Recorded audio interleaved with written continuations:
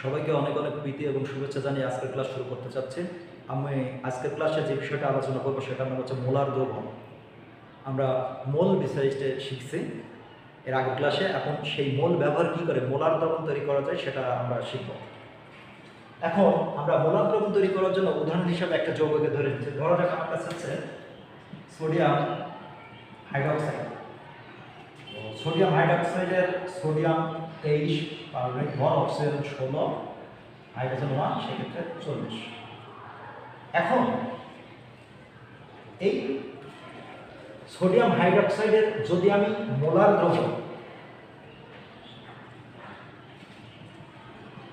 দ্রবণ বা 1 মোলার দ্রবণ তৈরি করতে চাই, সোডিয়াম হাইড্রোক্সাইডের মোলার দ্রবণ বা 1 মোলার দ্রবণ যদি তৈরি করতে চাই তাহলে আমাকে কি করতে হবে? সেটা হচ্ছে যে আমরা জানি যে 1 মোলার দ্রবণের জন্য 1 মোল লাগে।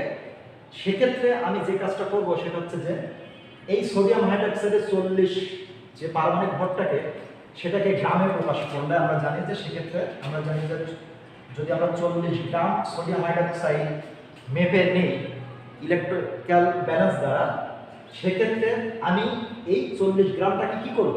40 গ্রাম সোডিয়াম হাইড্রোক্সাইডকে আমি কি করব? 1000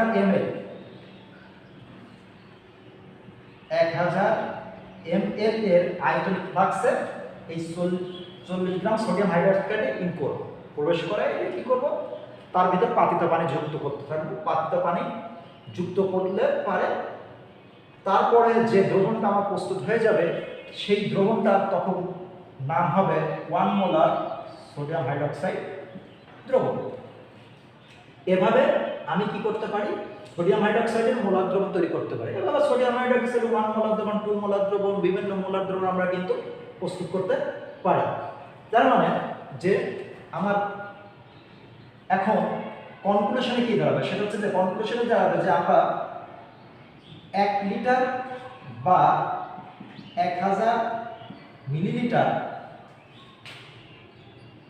পানির মধ্যে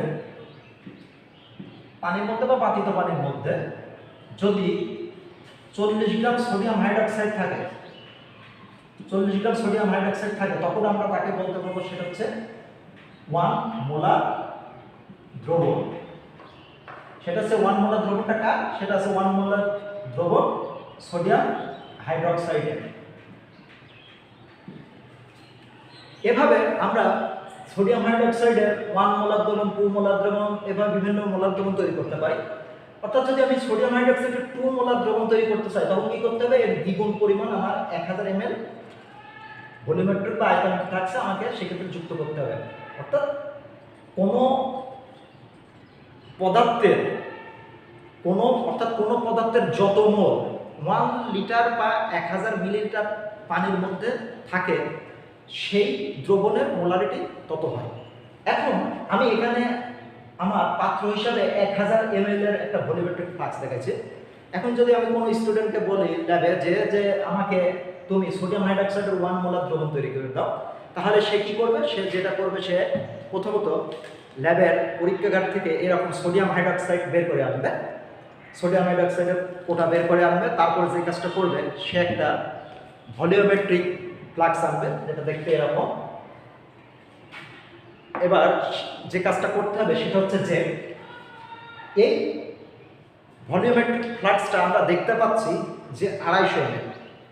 আমি কিন্তু এখানে 1000 ml এর 1 মোলার সোডিয়াম হাইড্রোক্সাইড দ্রবণ তৈরি করেছি, কিন্তু ল্যাবে আমার এখন উপস্থিত প্রেজেন্ট হিসাবে ভলিউমেট্রিক যেটা ফ্লাক্স আছে সেটা কিন্তু আমার 250 ml। এখন কি করা যায়? আমি তো জানি যে মোলার দ্রবণ তৈরি করতে হলে পরে আমরা 1000 মিলিলিটার ভলিউমেট্রিক ফ্লাক্সের মধ্যে সেই পদার্থের 1 মোলটাকে দিয়ে দিই, তখন সেটা তার 1 মোলার বা মোলার দ্রবণ তৈরি হয়। তাহলে এই মুহূর্তে কি আমি সোডিয়াম হাইড্রোক্সাইডের 1 মোলার দ্রবণ তৈরি করতে পারবো না? অবশ্যই পারবো। সেক্ষেত্রে আমাকে কি করতে হবে? যেহেতু এখানে আমি দেখতে পাচ্ছি আমার ভলিউম কমছে, ভলিউমেট্রিক ফ্লাক্সের ভলিউম তথা 1000 ml এখানে আছে, কিন্তু এটা 250 ml আছে, তার মানে এখানে 750 ml এখানে কম আছে। তাহলে সেই তুলনায় আমার কিন্তু এখানে পদার্থের পরিমাণও কম করে নিতে হবে। সেটা কত নেব সেটার জন্য আমার কিন্তু এখন ক্যালকুলেশন করতে হবে।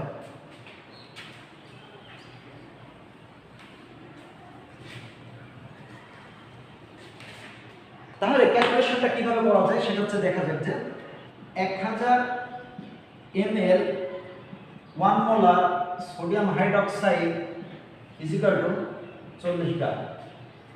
তাহলে যদি আমি 1 ml ধরি, 1 ml 1 মোলার সোডিয়াম হাইড্রোক্সাইড, সেক্ষেত্রে হবে 40/1000 গ্রাম। অন্যদিকে যদি আমি 250 ml 1 মোলার সোডিয়াম হাইড্রোক্সাইড তৈরি করতে চাই, সেক্ষেত্রে আমার কত লাগবে? সেটা হচ্ছে 40 গুণন 250/1000। তাহলে এইটা এইটা এইটা এইটা কাটা যাচ্ছে, আর এখানে যেটা হচ্ছে 2 দুগুণে 4, 5 দুগুণে 10, আর এটা 5 5 আর 25। তার মানে এটা হচ্ছে অ্যাকচুয়ালি কত? এটা হচ্ছে যে 5 দুগুণে 10 গ্রাম। এখন আমি কি করব? আমার ল্যাবে আমি পেয়েছি সেটা হচ্ছে যে 250 ml ভলিউমেট্রিক ফ্লাক্স।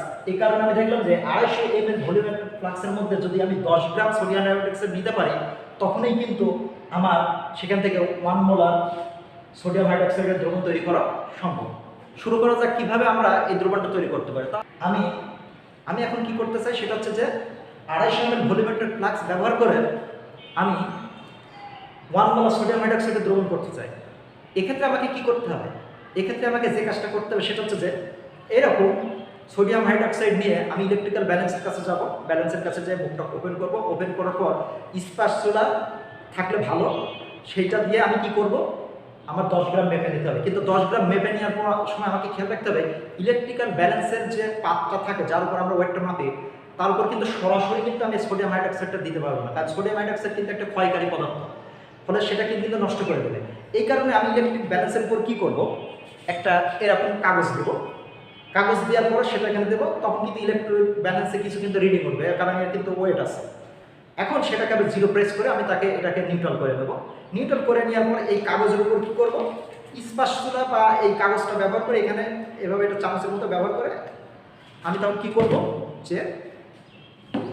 যে এইটা থেকে এইটার উপর নিব, ইলেকট্রিক্যাল ব্যালেন্সের উপর নিব। নেওয়ার পরে যখন আমার 10 গ্রাম হবে, এই 10 গ্রামটা মেপে নেওয়ার কাগজটার উপর এইভাবে ধরে এনে কি করব? এইটা মুখটা ওপেন করব। মুখটা ওপেন করে এরপর যে সোডিয়াম হাইড্রোক্সাইড থাকবে সেটা এর উপর এইভাবে প্রবেশ করাই দেবো। খেয়াল রাখতে হবে যাতে সোডিয়াম হাইড্রোক্সাইড বাইরে পড়ে না যায় এবং হাতের সাথে যেন না লাগে। এবং আরও একটা কাজ করতে হবে, এই কাজটা কিন্তু মোটামুটি একটু দ্রুতই করতে হবে, কারণ আমরা জানি সোডিয়াম হাইড্রোক্সাইডটা কিন্তু বাতাস দ্বারা কিন্তু গলে যাবে, যার কারণে এই কাজটা তাড়াতাড়ি করতে হবে। গলে যদি এর সাথে বেশি লেগে যায় সেক্ষেত্রে কিন্তু ওয়েটটা কিন্তু কম বেশি হয়ে যাবে, সেক্ষেত্রে সোডিয়াম হাইড্রোক্সাইডটা কিন্তু 1 মোলার থাকবে না। সচরাচর যেটা দেখা যায় যে আসলে সোডিয়াম হাইড্রোক্সাইডের মোলার দ্রবণ তৈরি করতে গেলে পরে বা করার পরে কিন্তু আসলে এটাকে অন্য একটা প্রাইমারি স্ট্যান্ডার্ড পদার্থের সাথে টাইট্রেশন করেই কিন্তু তার ঘনমাত্রাটা বা মোলারিটি জেনে নেওয়া হয়। এটা তোমরা প্র্যাকটিক্যাল কোর্সে অবশ্যই জানতে পারবে। তো আপাতত এই বিষয়টাকে আমরা বাদ দিয়ে আলোচনা করতে পারি। সেটা হচ্ছে যে আমি এবার কি করব? আমার এই ওয়েটটা এর ভিতর নিয়ে নেব। নিয়ে নেওয়ার পরে এখানে সোডিয়াম হাইড্রোক্সাইডের কিছু দানা পড়ে থাকবে। দানা যেটা পড়ে থাকবে সেটার জন্য আমি কি করতে পারবো? এবার আমার হচ্ছে বিকারে পানি হোক বা একটা পাত্রের পানি নিয়ে আমি যেটা কি করবো সেটা হচ্ছে এর মধ্যে এইভাবে ঢেলে দেবো। ঢেলে দেওয়ার সময় আমাকে যে বিষয়টা খেয়াল রাখতে হবে সেটা হচ্ছে যে আমি কিন্তু এখানে কিন্তু দাগ কাট আছে, এই দাগ পর্যন্ত প্রথমেই কিন্তু পূরণ করে দেবো না। আমি কিন্তু আগে অল্প পরিমাণ পানি দেবো। অল্প পরিমাণ পানিতে এখানে মুখটা আটকাই দেবো। আটকাই দেওয়ার পর এইভাবে আমি তাকে ঝাঁকাইতে থাকবো। তারপরে কিছুক্ষণ পর আমি আরও একটু পানি দেবো, তারপরে কিন্তু ঝাঁকাইতে থাকবো। এভাবে ঝাঁকাইতে আরও যখন সোডিয়াম হাইড্রোক্সাইড দ্রবণ তৈরি করার সময় আমাকে একটা বিষয় লক্ষ্য করবে, এটা কিন্তু গরম হয়ে যাবে। এই কারণে এর কিন্তু আয়তন বেড়ে যেতে পারে। এই কারণে আমি কিন্তু তৎক্ষণাৎ কিন্তু এই পর্যন্ত পানি দিয়ে পূরণ করবো না, কিছু সময় অপেক্ষা করবো। যদি দেখে এটা ঠান্ডা হয়ে গেছে তারপরে কি করবো? সোডিয়াম পাতিত পানি দিয়ে আমি এই পর্যন্ত পূরণ করে দেব। কিন্তু আমাকে খেয়াল রাখতে হবে যে যখন এর কাছাকাছি চলে আসবে, ইচ্ছা করলে আমি ড্রপ দিয়েও 1-2 ফোঁটা করে পানি ফেলবো, যাতে এর পানির উচ্চতাটা যেন এই মার্কিং দাগকে অতিক্রম না করে। ফলে এইভাবে আমি কাজ করার পর, মার্কিং করার পর যে দ্রবণটা তৈরি হয়ে যাবে সেটা হচ্ছে 250 ml এর মধ্যে 1 মোলার সোডিয়াম হাইড্রোক্সাইড দ্রবণ। এবং আমি এক্ষেত্রে যে কাজটা করতে পারবো সেটা হচ্ছে যে আমি একটা কাগজে লিখে নেব যে 1 মোলার সোডিয়াম হাইড্রোক্সাইড। এই কাগজটা এবার কি করবো? আমি একটা আঠা দিয়ে এখানে কাজটা এখানে ছিঁড়ে নেবো, যেহেতু বড় হয়েছে এদিকে ছিঁড়ে নিতে পারি, নিয়ে এখানে এইভাবে বোতলটার উপর আঠা দিয়ে লাগাই রাখবো। ফলে আমি এই দ্রবণটা তৈরি করে যদি আমি আমার ল্যাবে কোথাও রেখে দিই, আমার কোন টিচার আসুক বা কোনো স্টুডেন্ট আসুক বা যেই আসুক না কেন, তখন কিন্তু এসে তিনি দেখেই বোতলের গায়ে এই জিনিসটা দেখেই কিন্তু বুঝতে পারবে যে এখানে আমার কত গ্রাম আছে, কি জিনিসটা আছে, কত মোলার আছে, এটা কিন্তু তিনি বুঝতে পারবে। এইভাবে আমরা কি করতে পারবো, একটা মোলার দ্রবণ তৈরি করতে পারবো। প্র্যাকটিক্যালে যদি আমরা এই কাজটা করি আসলে আরও অনেক সহজ মনে হবে, এখানে কোনো ভয় পাওয়ার কোনো কারণ নাই। প্র্যাকটিক্যালে আমরা যখন করবো তখন এই বিষয়টাকে আরও অনেক সহজ মনে হবে। এইভাবে আমরা বিভিন্ন আয়তনের জন্য বা বিভিন্ন পরিমাণের জন্য আমরা কি করতে পারি, মোলার দ্রবণ তৈরি করতে পারি। আর এক্ষেত্রে যদি বলে গেলে মোলার আয়তন কাকে বলা হয়, যে এক মোল পদার্থ যে আয়তন দখল করে সেটাকে তার হচ্ছে মোলার আয়তন বলা হয়। আজকের ক্লাসে এ পর্যন্ত আমরা শেষ করছি। পরবর্তী ক্লাসে কোনো একটা নতুন বিষয় নিয়ে আলোচনা করা হবে। সবাইকে ধন্যবাদ।